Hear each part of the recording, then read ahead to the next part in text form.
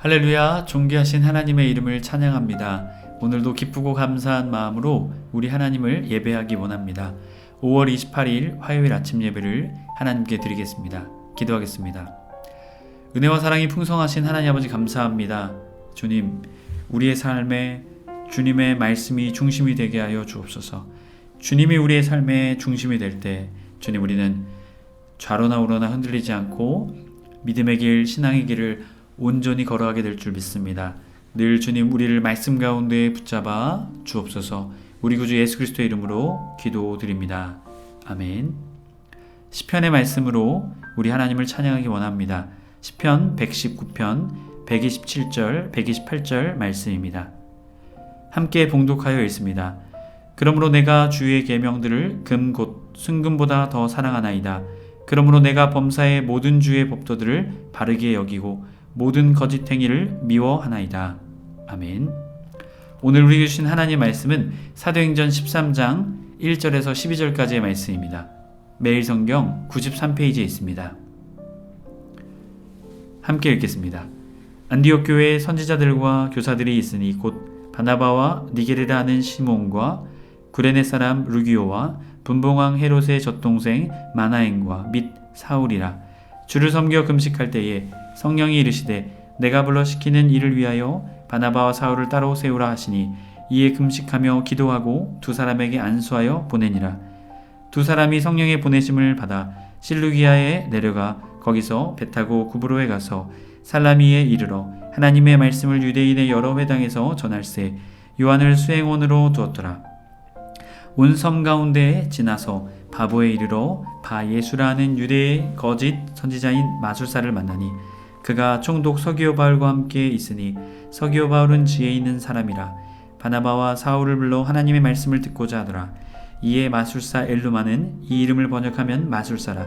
그들을 대적하여 총독으로 믿지 못하게 입으니 바울이라고 하는 사울이 성령이 충만하여 그를 주목하고 이르되 모든 거짓과 악행이 가득한 자요 마귀의 자식이요 모든 의의 원수요 주의 바른 길을 굽게 하기를 그치지 아니하겠느냐. 보라, 이제 주의 손이 내 위에 있으니 내가 맹인이 되어 얼마 동안 해를 보지 못하리라니 즉시 안개와 어둠이 그를 덮어 인도할 사람을 두루 구하는지라.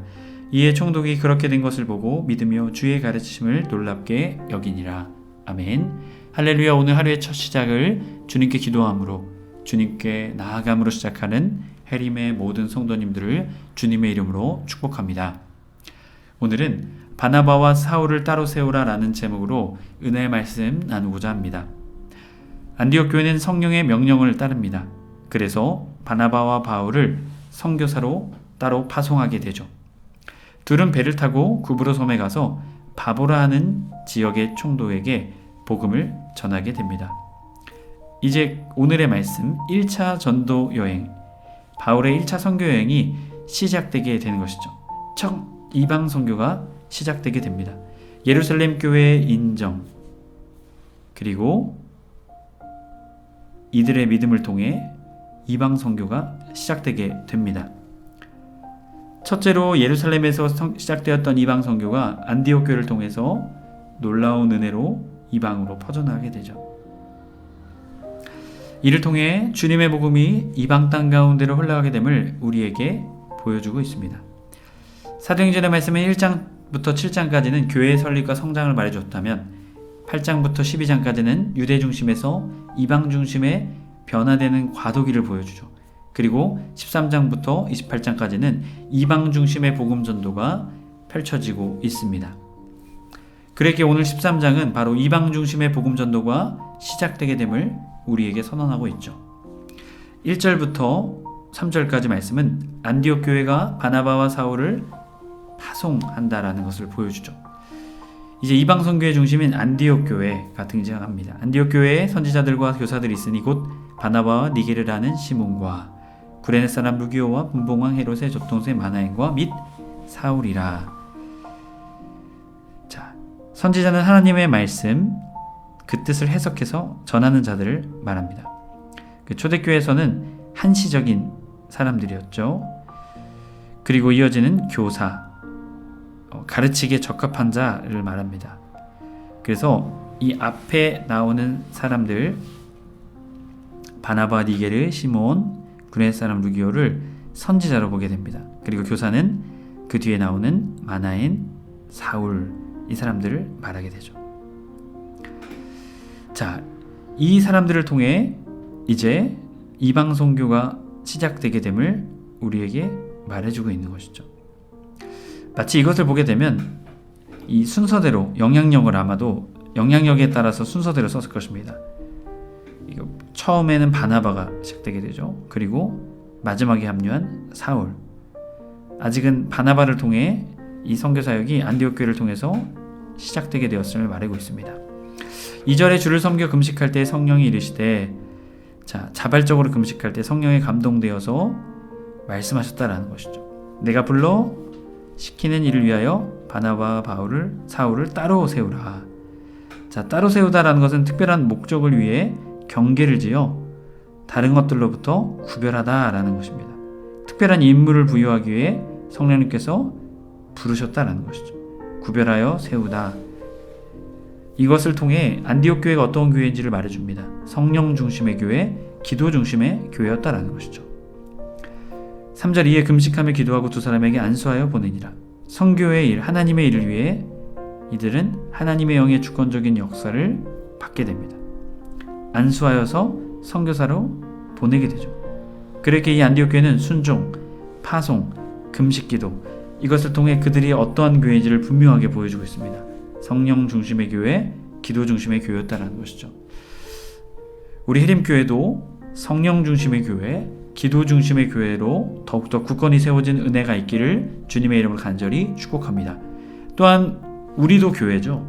성령이 거하시는 전이라 라고 말씀하셨죠. 우리의 삶도 성령 중심, 기도 중심의 신앙, 삶이 되어야 될 줄 믿습니다. 저와 여러분이 그 중심의 사람, 성령 중심, 기도 중심의 사람이 되시길 주님의 이름으로 축복합니다. 이어지는 4절부터 마지막 12절까지 말씀은 바울과 바나바의 구브로 사역을 말해줍니다. 두 사람이 성령의 보내심을 받아 실리기아에서 내려가서 배 타고 구브로에 가서, 자, 구브로에 가서 거기서 더 나아가죠. 구브로에서 가장 큰 도시였던 5절의 살라미로 가게 됩니다. 이 구브로는 키프로스, 바나바의 고향입니다. 3대 섬 중에, 이 지중해 3대 섬 중에 하나인데요. 시실리, 그레데, 구브로. 자, 이곳은 주전 57년경 로마에 합병되었습니다. 그래서 로마의 통치 아래 있던 지역이었습니다. 그래서 이제 이들이 살라미로 가게 됩니다. 살라미에 이르러 하나님 말씀 유대인의 여러 회당에서 전할세. 자, 복음을 전하죠. 예수님처럼 회당 중심으로 복음을 전하게 됩니다. 유대인들을 전하게 되죠. 왜 이방인 먼저가 아니라 유대인에게 먼저 전하게 되었을까요? 아마도 바울의 선교 정책 때문이었을 것입니다.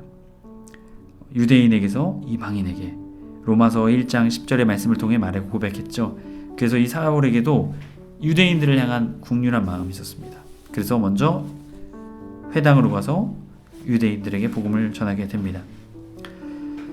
자, 그리고 요한을 수행원으로 두었죠. 안디옥에서부터 보좌하며 복음 사역에 동참했던 자입니다.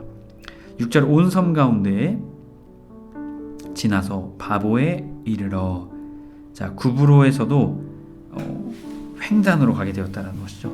살라미, 바보, 약 180km나 되는 이 거리를 복음을 전하기 위해서 또벅또벅 바나바와 바울이 걸어가게 됩니다.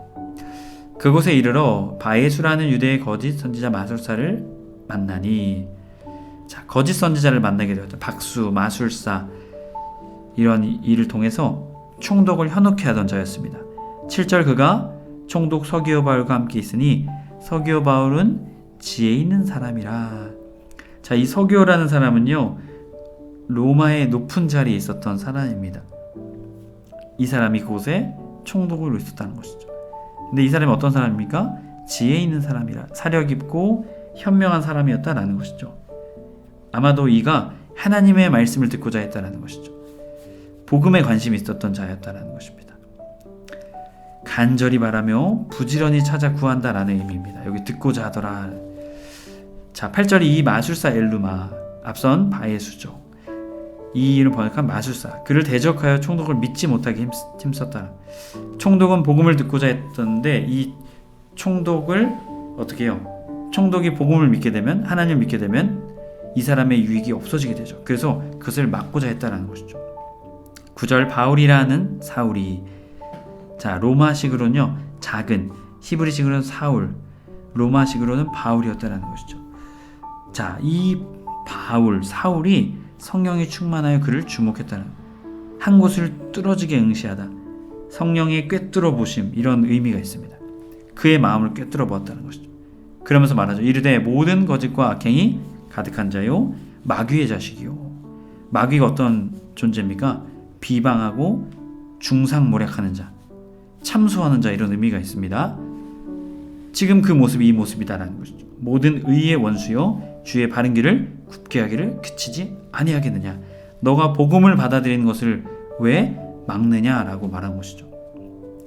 11절 보라 이제 주의 손이 내 위에 있으니 내가 맹인이 되어 얼마 동안 해를 보지 못하리라. 자, 형벌을, 하나님의 권능으로 형벌을 그에게 주게 되죠. 그런데 이 형벌이 어떻습니까? 영원한 형벌일까요? 아닙니다. 일시적인 것입니다. 즉 그에게 징계를 내지만 회개의 기회를 주었다는 것이죠. 그 명령을 내리자 어떻게 해요? 즉시 안개와 어둠이 그를 덮어 인도할 사람을 두루 구하는지라. 보지 못하게 되었다는 것입니다. 12절 이에 총독이 그렇게 된 것을 보고 믿으며 주의 가르치심을 놀랍게 여기더라. 아멘.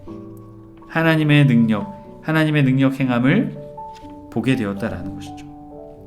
하나님의 성도 여러분, 안디옥 교회가 이러한 놀라운 은혜가 일어났던 이유는 무엇일까요? 성령 중심의 교회, 기도 중심의 교회였기 때문입니다. 또한 바나바와 사울이 이러한 놀라운 일을 행했던 이유는 무엇일까요? 성령 중심의 사람, 기도 중심의 사람이었기 때문입니다. 우리 해림의 모든 성도님들도 성령 중심의 사람, 기도 중심의 사람이 되시길 주님의 이름으로 간절히 축복합니다. 그럴 때 우리의 삶에 주님의 놀라운 역사가 일어나게 될 것입니다. 저와 여러분이 그 믿음의 사람 되길 주님의 이름으로 간절히 축복합니다. 기도하겠습니다.